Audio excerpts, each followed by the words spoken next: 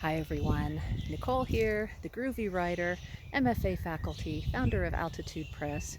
I am coming to you today from the beautiful, stunning Goldwater Lake in Prescott, Arizona. I mean, it's just so beautiful here.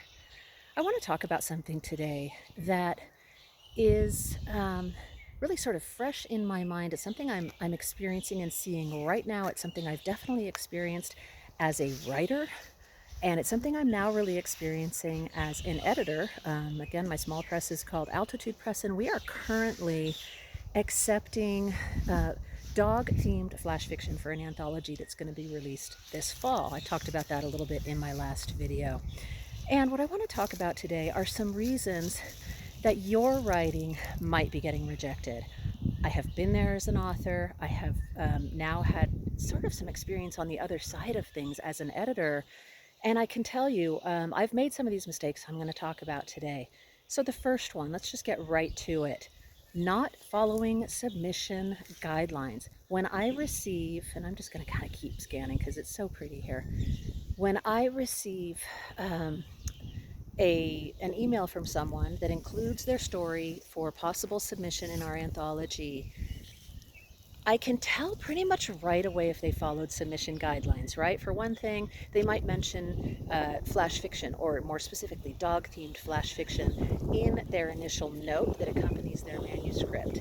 They might include the word count, and we are very specific about our word count. If you go to altitude-press.com, because this might interest you to submit some flash fiction, on our submissions page, you can see exactly what we're looking for.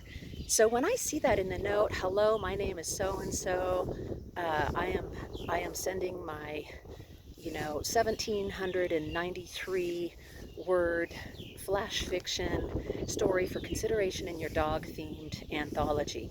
Right there, I'm thinking that's a good sign. I have received stories in the past month that some of them didn't include dogs at all. I had one that included all sorts of different animals, but no dogs.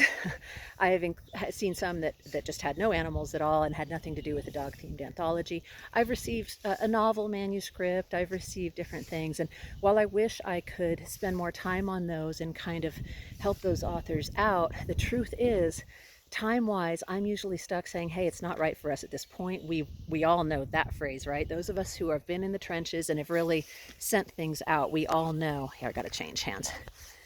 We all know how that feels to get that note, not right for us, good luck placing this elsewhere, right? And I find myself now in the position where occasionally I have to do that too. So follow the submission guidelines. A really good thing to do, and I think it's sort of fallen out of fashion, right? Because it's so easy to send multiple submissions to so many literary journals and different outlets.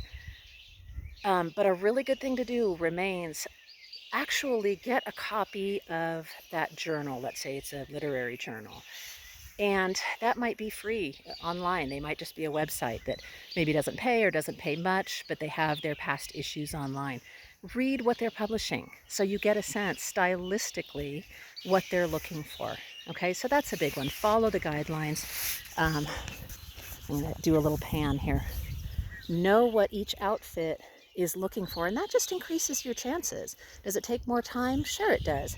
But doing your due diligence, doing that research, it's huge. There's really no substitute for that, so follow those carefully. Another thing, again, it can seem like kind of a no-brainer, but it's another thing I've seen, not so much with this third anthology, but with the first two anthologies we put out, poorly edited or non-edited submissions. Everything from the initial note to the submission itself, there's been no editing. I mean, basic spell check hasn't happened. Basic editing for grammar. Look, there's so many programs out there. I won't name them by name because I'm not affiliated with any of them. But so easy these days to check for basic spelling and grammar issues and sentence structure issues that I think there's just really no excuse to send work out that you've just dashed off quickly, haven't bothered to let kind of percolate, and haven't really edited at all, revised or edited at all. So I always tell my students, look, put your work away for a while, bring it back out, Look at it with fresh eyes, edit it carefully, revise it, read it out loud. That's huge. Or have whatever software you're using read it out loud to you, assuming that software can do that, which so much of it can these days. That is, again, just due diligence. If you have a good reader friend in your life, a family member who is especially good at content editing, for example, at ideas, the idea person, use those people. Let them see your work and let them help you. And of course, I'm a big fan of giving them something in return. Take them out to lunch, buy them coffee, because it is work, it is time, and time is very valuable, as we know.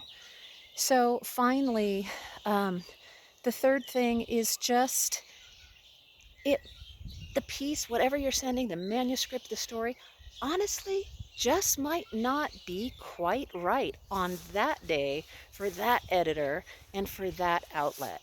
So this can come down to completely subjective opinions, and it generally does. I have actually received a couple submissions this go round that were dog themed. They fell within the length requirement. They were actually well written, and there was nothing wrong with them. They weren't sloppy, they were professionally done, the letter was well done, but there was something about the story, about the content, that just struck me as the editor and the founder of this press. I'm kind of the buck stops here gal.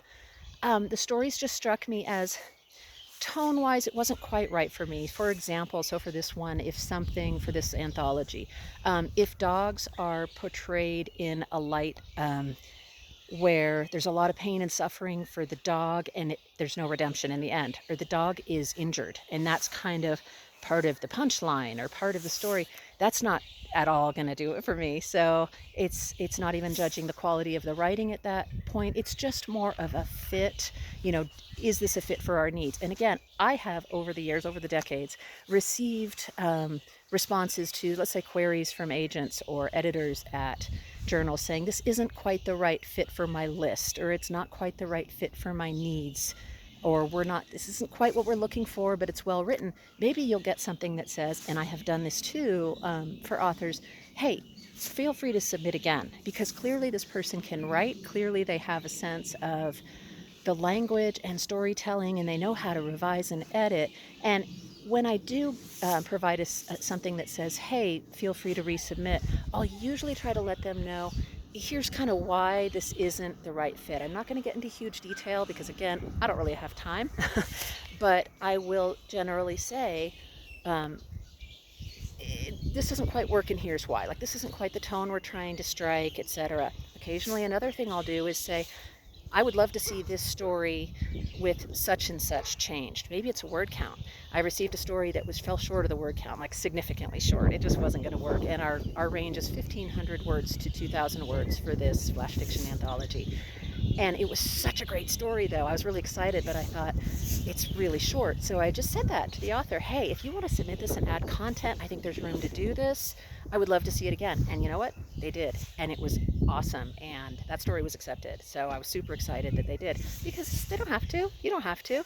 If you get an offer to rewrite, and I've gotten that as an author as well, sometimes you might be super excited to do that. Other times you might be like, no, I'm not going to bother, because I know this is good as it is and I want to send it out elsewhere. And that is totally legit. Okay, so that's just some ideas for you guys. I hope it was helpful. I'm going to get back to my hike because it's just too beautiful not to. Have a great day. I'll see you soon.